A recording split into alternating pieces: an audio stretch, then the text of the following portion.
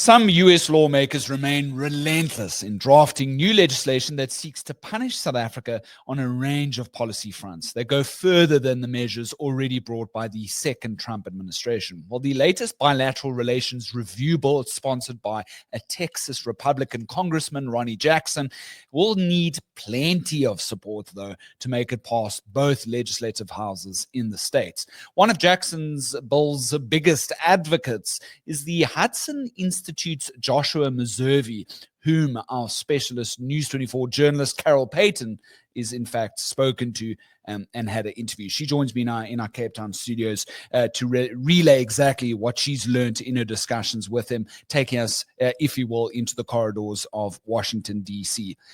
Carol, thank you so much. I love having you back on the lead. Oh, thanks, Graeme. I love being here. A bit of a difficult story because us as South Africans, you know, we've got a complex democracy, but the US democracy is always something that, like, I've struggled to understand. So you're going to help me out a little bit today.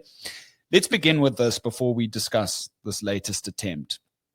How many previously, to your knowledge, bills were put forward to review US-SA relations in general, and they haven't really succeeded, right? Right. There have been two that I'm aware of. The most well-known one was a bill by John James. I think it was last year. And that bill did get past the Congress, but it didn't actually make it into the Senate. And there was a previous one, I think, which focused on anti-Semitism, but that one didn't really get any further. But I think this one is particularly interesting because it's the first time that there's a suggestion that ANC leaders and government and South African government officials could be sanctioned. Right, because it needs to go from, take us through the legislative process. Which house does it go to first and gets drafted? And then what does it need to pass after that, which is the Senate, I think? And then what? Then it goes to the president's desk, right? What happens is that it's been drafted and it's gone through the committee. So the first stage is the committee, the Foreign Affairs Committee passed this bill, but I think it was, the vote was 16-34. Now, what's interesting there is that it means that it had bipartisan support. So 6 Democrats from that committee voted with the Republicans, and that is very significant. The other Republicans on the committee did put up a very good fight and did make all the arguments, but at the end of the day, it passed by a large majority. So it's done that. Now what happens next is that it has to get introduced onto the floor of the Congress. Now, this is more difficult because that's why, you know, you always see in these American TV shows, The West Wing, and all of that stuff. House of Cards. You see people talking about their bills and having to get support for the bill. So that's what has to happen now to get it into Congress, onto the Congress floor. This congressman, Ronnie Jackson, has to really lobby very, very hard. And so if he gets it in there, the consensus is it'll pass. Not only because the Republicans all support it, but also there are clearly some Democrats who are gonna go with it. But that's not enough. After that, it goes to the Senate. And this is where they say, this is where bills go to die. Bills go to the Senate, and the reason is because the Senate is much more discerning about what priorities it's going to look at. It can't look at everything. Congressmen are just drafting legislation all the time and trying to get support for it. And so the bigger pieces of legislation, the ones that are sponsored by the party rather than just a standalone piece of legislation, have a way better chance. So that's why the previous bill didn't make it into the Senate. Not because it didn't pass the Senate, but it didn't even get introduced into the Senate. Now, this is the same problem. This bill is going to face the same problem because the senators are generally more serious and more discerning and are not going to be necessarily prioritizing it, even if the majority of them agree. The Senate is meant to be the comparison of our National Assembly. Would you describe it as such? No, I think the House of Representatives is more similar to our National Assembly. Okay. But the Senate and the National Council of Provinces aren't really comparable. That's where I was trying to, So I was confused a little. It's a different system. Completely.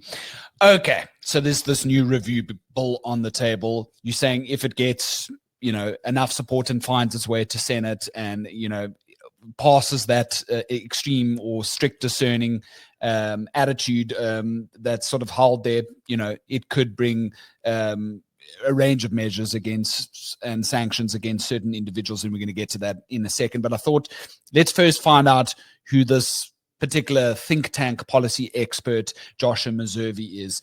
You had an interview with him. He's shown you given you a lot more context, if you will. Who is he? Who does he represent? Is he progressive? Is he conservative? What did you learn? Right. So the reason I interviewed him is because he has been very prominent in this debate, and he's hosted South African delegations, and he's hosted people speaking on this topic. And he is an advocate, a very strong advocate of sanctions on individual ANC leaders. He thinks that this is the way to go. So he's a conservative. He hooks up with, the kind of conservatives in the Republican Party, and is clearly hooking up with conservative and conservative liberal people here in South Africa. So that's who he is. He's a research fellow, so he kind of does, like, it's a think tank. Hudson Institute's a think tank. It's a reputable think tank. It's a conservative think tank. So it produces research and it hosts events, and and it's part of the whole sort of ecosystem of DC, where you have all of these think tanks and lobbyists and all politicians and everyone kind of in the fray. And so he's been very prominent in that. So that's the reason for interviewing him. A lot of political window dressing, would you say? Because he's not a lawmaker, right? He's not a lawmaker, but the thing is that these institutes are influential in American in American politics. And so he's not a lawmaker, but clearly he's close to the lawmakers. And I didn't quiz him on exactly his role in drafting the bill. I doubt he would have needed to do that or done that, but certainly he's a strong advocate for it. And he's looking now at Jackson's sponsored bill, and he's going, it would be really nice if we could give this bill some teeth and essentially go and sanction certain people in South Africa. Under which legislation is he doing this, is my question to you, because that I think is super interesting, right, with its Russian connections. Explain that to us, yes, Carol. No, that's very interesting. So the bill actually says, like, what must happen is that the executive must do an investigation and produce a report and decide if there are any South African government officials or ANC politicians who should be sanctioned under the Magnitsky Act. Now, Sergei Magnitsky was a Russian lawyer who died in prison, and this happened sort of in the sort of 20, I think it was about 2012 or so that he died. Maybe it was earlier. Sorry, I don't know that date. Anyway, this piece of legislation was actually drawn up and to specifically target individual sanctions on Russian politicians and Russian oligarchs. So during that sort of privatization process in Russia, there was a lot of corruption and very violent corruption. And this is and the Americans, as they do, feel that they should be involved in everything, decided that they should have a piece of legislation that gives them the teeth to sanction these oligarchs. And it's been very effective. I mean, these oligarchs have been chased around the world with their yachts, trying to hide their yachts away from the US Treasury. So that's where it comes from. So they're thinking that, this could be applied to South Africans as well. Sure. So who are these South Africans? Because Joshua has met with, and maybe let's begin with this. He's met with a wide array of notable South African figures, not just people within President Cyril Ramaphosa's administration, also DA members and other groups? Who are we talking Yeah, about here? he's met all these lobby groups that have been going over to Washington, Solidarity, AfriForum, the DA were there. There've been several not official, but several sort of unofficial, prominent business people who've been over there, and obviously then there've been the government delegation. So he is, he has been a regular port of call for all of these delegations. And when I spoke to the Solidarity guys about, where did this idea, because they support the idea of targeted sanctions, where did this come from? They say, no, this was suggested to them. This wasn't an idea they came up with themselves, but yeah, they strongly support it. Not sure if I buy that, all in all. To be a fly on the wall of these particular meetings in Washington, Yes. D.C. Okay, Okay, you said what? Yes.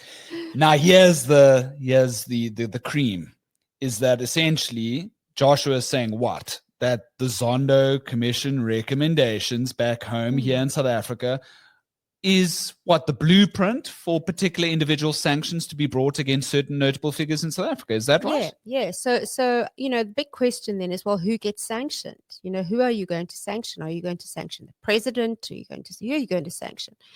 And his response to that was, well, you just look at the Zondo Commission. And we know there were 95 prominent ANC members mentioned in Zondo. Nothing has happened to any of those people. And he basically says, well, you just throw a dart and you could sanction any one of them. So there are lots of people on that list. And that's, and he says that, for him, that would be reason enough. And they don't have to, it's unlike a court of law. They don't have to have a finding against somebody. They don't have to have a corruption finding in a court of law to say, okay, we're going to sanction, Nomvula Mokonyane or Gwede Mantashe or whoever. They can just decide that, they meet criteria of the act and put them on the list. So that's what he suggests. I think, the Solidarity guys have suggested, or they seem to think, and I guess they would have pushed this as well, is that, the sanctions start with those people who sing "Kill the Boer." They would like to see those people punished, and I think that very likely it's, if sanctions do materialize, I don't think that. I think Julius Malema would not be able to escape. Well, the US's big ally historically, the United Kingdom, has already stopped Malema from entering its domicile. That's right. Stopping him from having a visa to go over. So there's already some international precedent there, if you will. Okay. I find it fascinating that this particular researcher, think tank, policy expert knows, about the Zondo Commission's findings and all of that. And that would suggest to me that he's had robust discussions, and you've shown that with various different South Africans. How probable is it to get something like this over the line, Carol? Well, it's hard. And as I said in the beginning, you've got to get it into the Senate. And if you can't get it into the Senate, and that's not a question of whether the majority of the Senate would agree with it or not, because they probably would. Is it a priority? Is it a top priority? And these guys have got Gaza, they've got, Ukraine, they've got Russia, they've got all their own legislative program. Trump has been very active in all sorts of legislation that he's championing. So our pit stops already been, Ramaphosa's already been in the White House, etc. Yeah. And there is an argument to be made, which is that, well, this bill shouldn't really be a priority because South Africa's already been punished. Aid's already been withdrawn. We've already publicly, humiliated them, highlighted it. No new US trade deal. Yeah, we've got a high tariff placed on us. We definitely will get thrown out of AGOA. And there's the whole refugee program for Afrikaner, so-called refugees who feel they've been persecuted. So there's a lot that's already being done to harm South Africa. So there is an argument to say, well, this is not the priority. So I think the general consensus is that it won't it's not going to make it, not going to make the cut. But the problem is that if Trump decides that this should be done, then just looking at the way the Republican Party is working, has been working these past 8 months.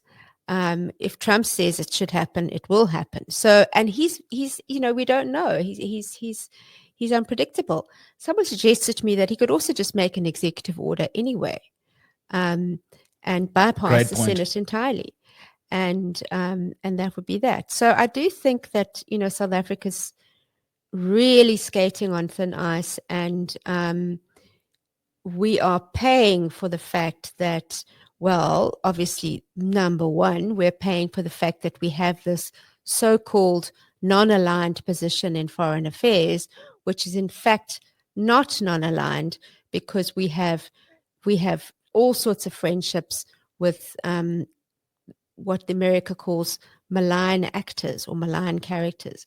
On that note, Carol, what was the reaction, to obviously very explosive visit, many questions being asked about SANDF General, our chief, Rudzani Mapwanya, jetting off to meet his Iranian counterpart in Tehran.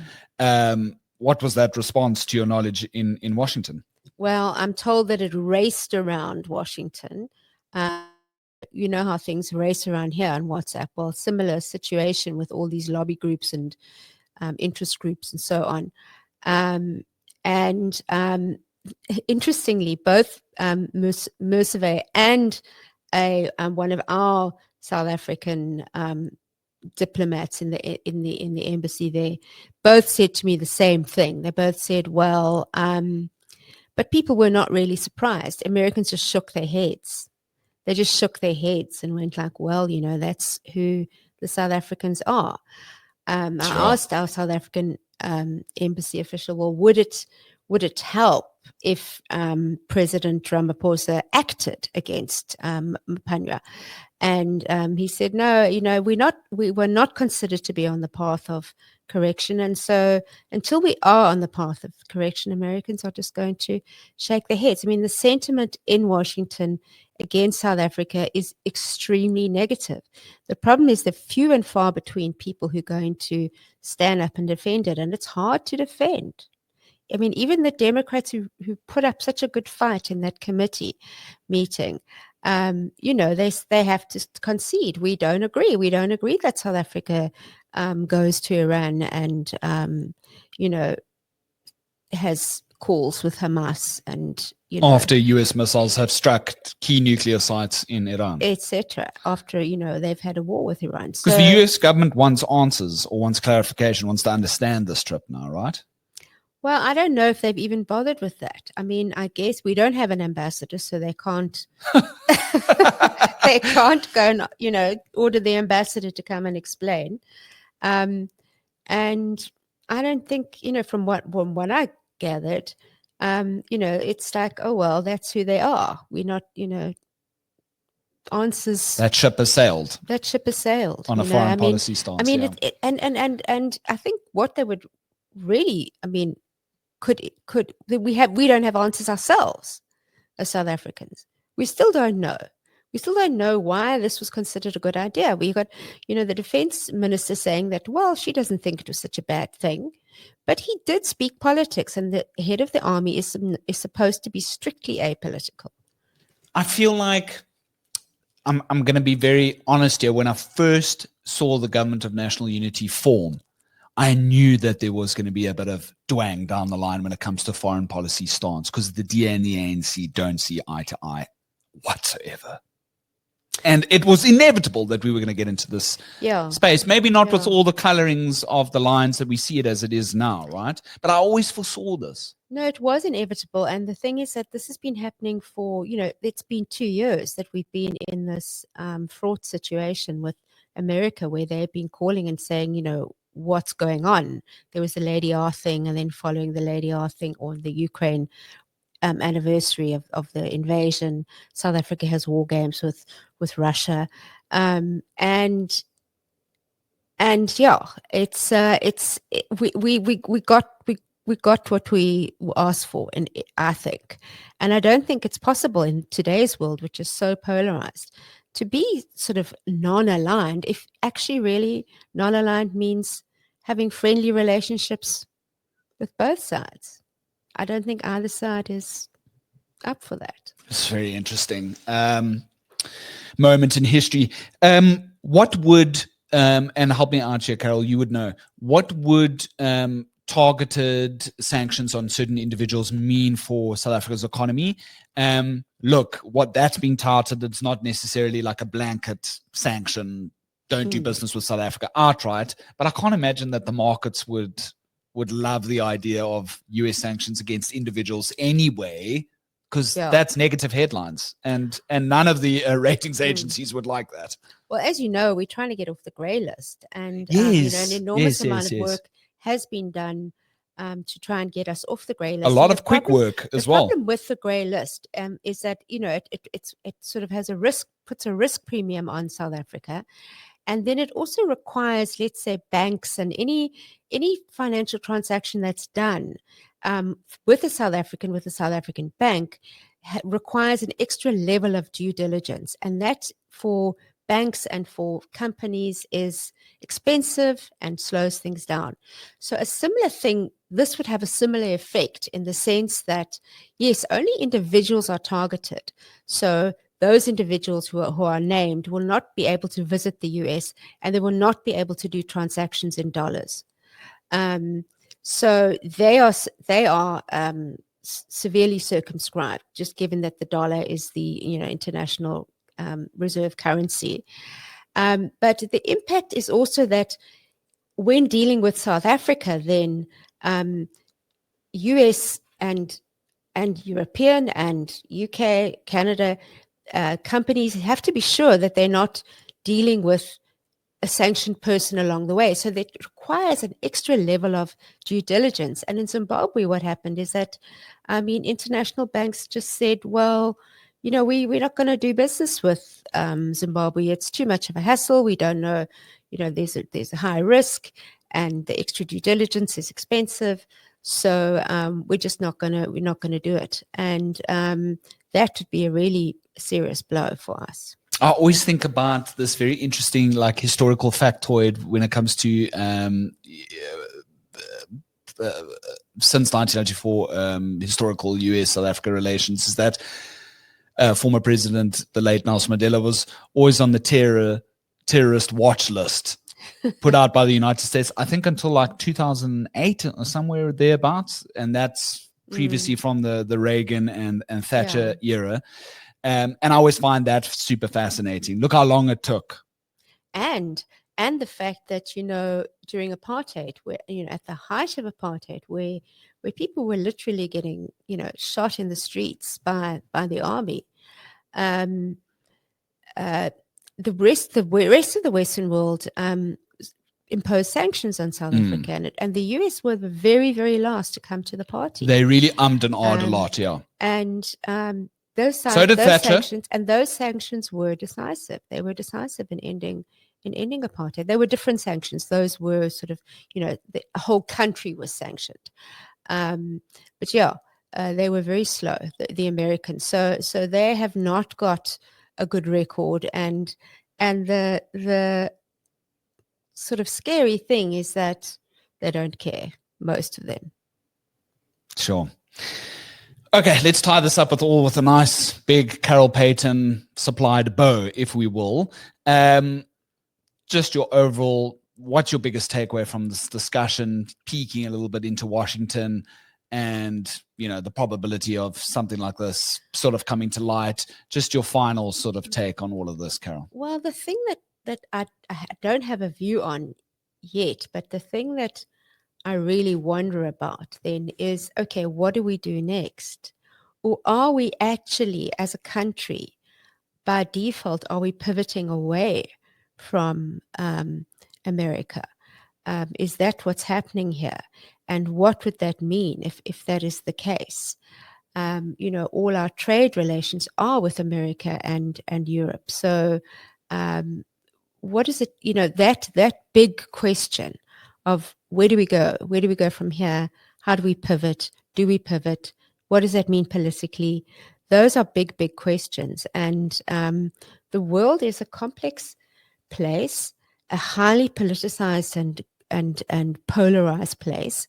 And we're a little, raft in the ocean, getting tossed about, and we're not doing a very good job. Sure. Yeah, I wonder if we're not going to sort of like wake up one day and go, oh, well, such a big decision's been made, and then go, well, yeah, the writing's been on the wall for such a long time. I worry about that because exactly. I often find we're kind of drifting, and where are we drifting to? We're not sure. Can I tell you, there's certain people that only tune into the lead to listen to you, Carol. I'm telling you that right now. It's a little compliment to put a pep in your step as you move into the weekend. How does that sound? Thanks, Graeme. I'm sure it's you they're listening to, but thank you. Absolutely not. Quote unquote, so obvious. Which ANC leaders would be targeted for sanctions, says US Bill Champion, written by News 24 specialist writer at large, Carol Payton. Thank you so much. I really appreciate every second you give to the lead. I love it. Thank you. Thanks, Graeme.